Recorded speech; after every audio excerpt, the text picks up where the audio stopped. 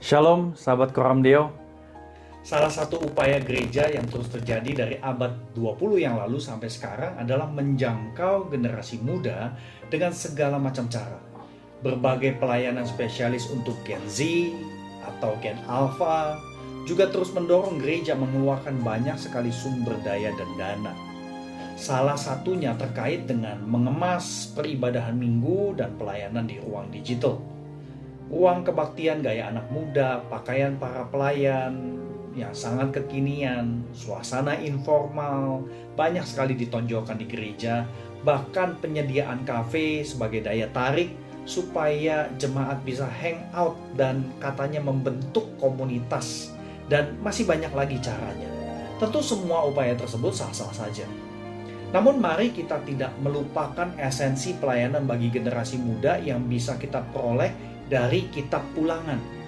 Kitab ulangan ini banyak sekali berisi ajakan berulang kali supaya umat tidak melupakan pengalaman bersama Tuhan dan perbuatannya yang dahsyat di masa lalu.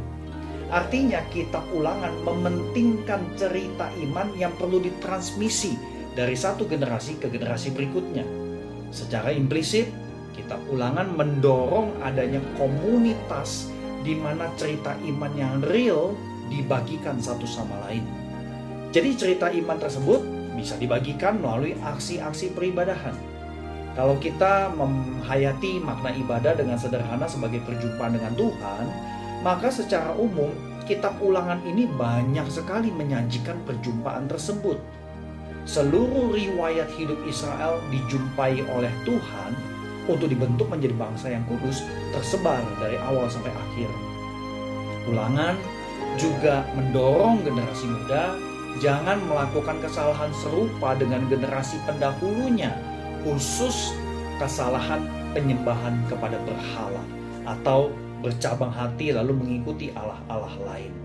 Inilah snapshot ibadah Kristen menurut kitab ulangan. Cerita iman yang diberikan bagi generasi muda Israel yang siap masuk tanah perjanjian sebenarnya adalah cerita lama yang mengakar pada janji Tuhan Allah kepada Abraham, Ishak, dan Yakub. Cerita lama ini perlu dialami ulang menjadi cerita baru untuk generasi muda yang siap mengklaim janji Tuhan. Cerita iman di seluruh kitab ini menggunakan struktur komposisi sebagai dokumen perjanjian yang lazim digunakan oleh masyarakat timur dekat kuno di zaman purbakala. Cerita iman itu juga mengingatkan kembali kegagalan 10 pengintai yang tidak beriman pada Tuhan, bahkan menuduh Tuhan mau berbuat jahat. Hati yang bercabang, tidak berpaut pada Tuhan, dan ajarannya adalah masalah utama dari penyembahan yang sejati. Masalah ini disebutkan lagi pada peristiwa pemberhalaan atas Baal di Peor, sebuah cerita kegagalan penyembahan di Bilangan 25. Artinya generasi muda Israel pun mengalami kegagalan yang mirip dengan generasi sebelumnya. Ini menunjukkan dan patut menjadi sebuah motivasi bagi generasi muda zaman sekarang untuk tidak sok tahu dan sombong.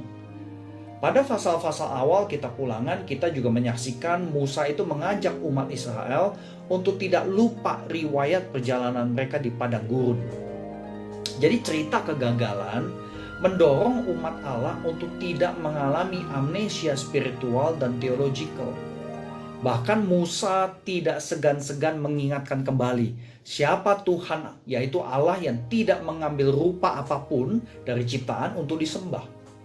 Teologi ibadah yang aplikatif dari kitab ulangan ini terkait dengan fakta bahwa Tuhan Allah sudah ada di tengah umatnya melalui tabernakel. Jadi kehadiran Tuhan yang terlihat pada tabernakel itulah pusat segalanya.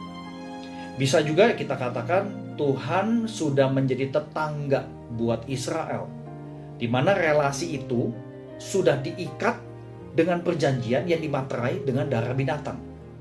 Jadi generasi penerus Israel dimotivasi buat menjalani hidup yang bertanggung jawab sebagai umat perjanjian dengan cara menyimak dan melakukan petunjuk perjanjian dari Tuhan. Istilah Shema atau simaklah, dengarlah, dengarkan Tuhan dengan seksama. Istilah ini muncul lebih dari 90 kali. Seruan Shema tidak hanya ada di Ulangan 6, tetapi juga tersebar di seluruh ulangan. Jadi generasi baru Israel diingatkan supaya tidak melupakan Tuhan, perbuatan Tuhan, dan semua ajarannya. Umat Allah diperingatkan supaya tidak sombong ketika sudah mencapai kesuksesan di tanah perjanjian. Selanjutnya instruksi yang utama adalah supaya generasi muda Israel takut akan Tuhan, hidup menurut segala jalannya, mengasihi Tuhan, dan beribadah kepada Tuhan. Tuhan Allah mengarahkan secara eksplisit supaya Israel tidak melakukan penyembahan di tempat-tempat sembarangan dan tidak boleh mengikuti cara ibadah bangsa Kanaan dan bangsa di sekitarnya. Menjadi relevan dengan masyarakat sekitar bukan keprihatinan utama Allah bagi Israel, umat perjanjiannya. Sebab cara ibadah masyarakat di sekitar Israel pasti berpengaruh pada gaya hidup sosial bangsa pilihan ini. Kehidupan ibadah sejati menurut kitab Ulangan juga bukan hanya mementingkan lokasi, tetapi berisi peringatan atas keselamatan yang sudah terjadi melalui 3 festival. Jadi bagaimana mewujudkan kehidupan yang beribadah secara sejati, Israel perlu tidak melupakan karya Tuhan yang bisa diingat terus lewat perayaan agamawi, yaitu Pesak atau Paskah, yang kemudian lanjut dengan Hari Raya Roti Tidak Beragi. Kemudian ada Hari Raya 7 Minggu atau Zavuot, dan kemudian Hari Raya Pondok Daun atau Sukkoth. Dengan beribadah di lokasi yang dipilih Tuhan, Israel diarahkan menjadi magnet yang menarik bangsa lain untuk mengenal Tuhan. Daya tarik ini bisa diwujudkan secara konkret dan real melalui gaya hidup sosial yang juga merupakan ajaran di dalam covenant. Kita bisa membaca semua petunjuk ini dalam Ulangan 13-26 yang dikenal sebagai The Book of the Covenant. Bahkan Dr. Daniel Block sebagai ahli perjanjian lama menyimpulkan seluruh bagian ini disebut sebagai worship text. Jadi kalau Ulangan 13 ayat 2-26 dikategori sebagai teks peribadahan, maka Ulangan itu sesungguhnya mendorong kita tidak menceraikan kehidupan penyembahan yang terwujud melalui proses pembentukan murid. Sebab seluruh ketetapan perjanjian dari Allah perlu dilakukan untuk membentuk identitas umatnya. Akhir dari kitab Ulangan yang mengarahkan umat untuk memperbarui komitmen perjanjian, dan yang lebih menakjubkan lagi, Tuhan pun menciptakan nyanyian sebagai kesaksian. Dalam Ulangan 31-32, Musa diminta mengajarkan nyanyian tersebut kepada Israel. Penutup ini menekankan betapa nyanyian memiliki peran penting buat memberi kesaksian tentang kesetiaan Allah dan keberdosaan umat. Artinya nyanyian di Ulangan 32 bersifat kesaksian untuk mengingatkan sekaligus menegur.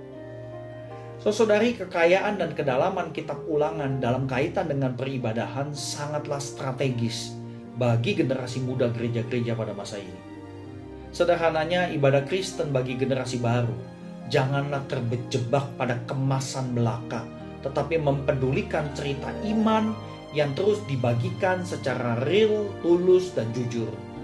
Saat cerita iman ini dibagikan dalam komunitas Kristen dengan sehat, maka penjangkauan bagi generasi baru terjadi dengan akurat dan bertanggung jawab. Itulah snapshot ibadah Kristen menurut kitab Ulangan.